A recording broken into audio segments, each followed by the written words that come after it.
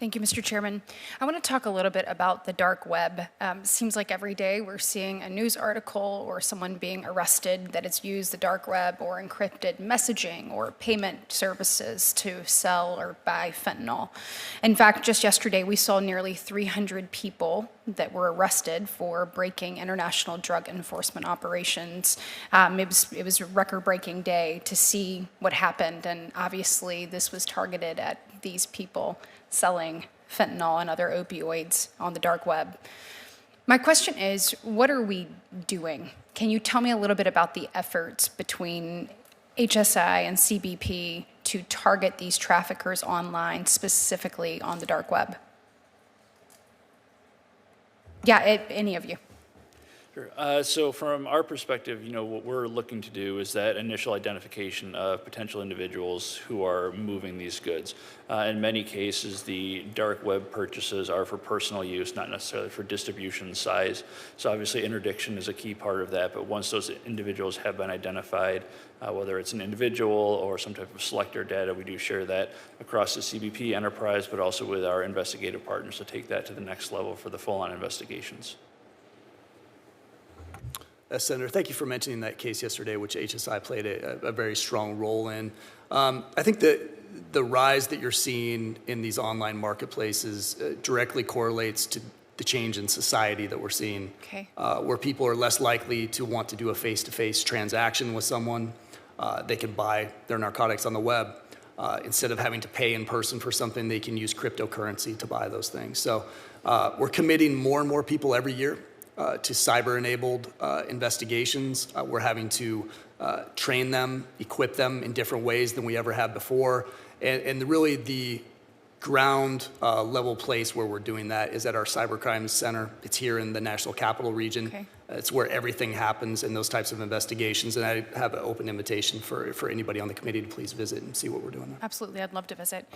Do you feel like you have the resources you need to keep up with these technological advances that you're seeing? And when I say resources, I do mean both funding and people.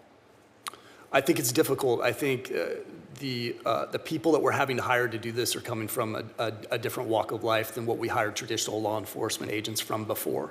We're having to recruit people that have strong backgrounds in cyber crimes or even in the financial sector, which takes more resources. The training that goes into making sure that they have all the knowledge they need to make those cases and the prosecutions is much greater than it has been in the past. So we'd welcome working with you and your staff to identify additional resources if possible. Yes.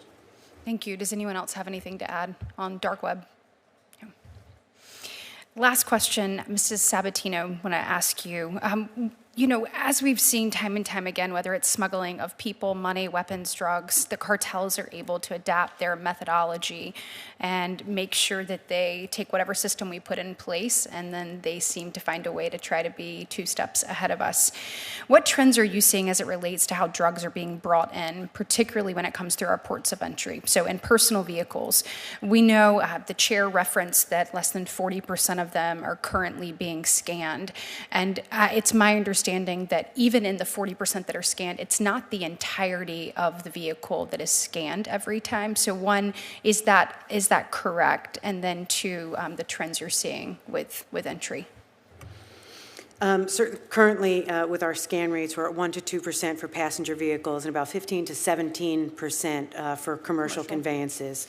As we deploy this technology, the goal is 40% of passenger vehicles and 70% of commercial vehicles. With respect to trends, and again, the vast majority is coming through the southwest border. And real quick, just so I understand, even when you're scanning these vehicles, the 1% to 2% and then the 17% of commercial, so personal versus commercial, are you scanning the entirety of the vehicle? Those will be drive-through scans of the entire vehicle. It's multi-energy portals for commercial conveyances and low-energy portals for passenger vehicles. So it is both the top and the bottom of the vehicle?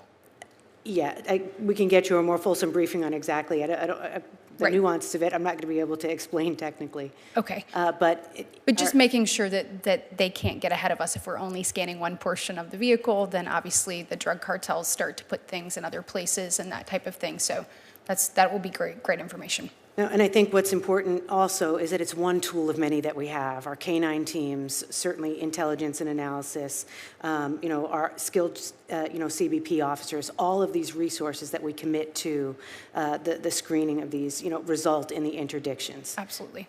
And then the trends that you're seeing, have you seen any shift or how they're coming over through our ports of entry? I can defer to Jim on the trends. So as you mentioned, the TCOs unfortunately are very quick to adapt to any changes that put in place.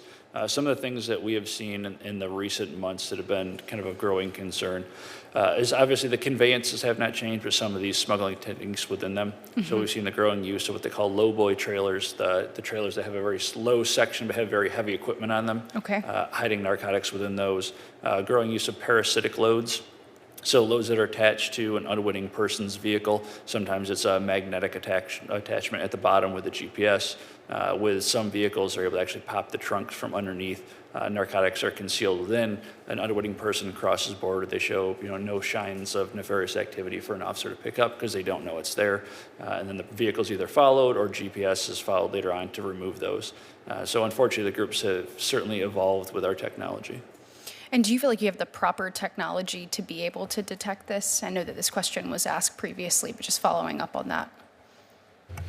We, again, appreciate the investments that Congress has made in the non-intrusive inspection technology, and we look to continue to build out our capabilities, certainly working with the industry on any new technologies that are available. But, our non-intrusive is, the large-scale drive-through systems, but also the small handheld devices that are incredibly valuable, as well as the testing technology to quickly determine, what we are encountering, but also the investments for laboratory and scientific services. We have a number of forward-deployed labs at our ports of entry that make for quick analysis and able to make quick decisions on that for both ourselves as well as our investigative partners. So all of these things combined, but also, again, the resources and the training for our Customs and Border Protection officers is what is absolutely critical and tantamount to all. They're our most valuable resource there. Thank you. And thank you all for what you do. Thank you, Mr.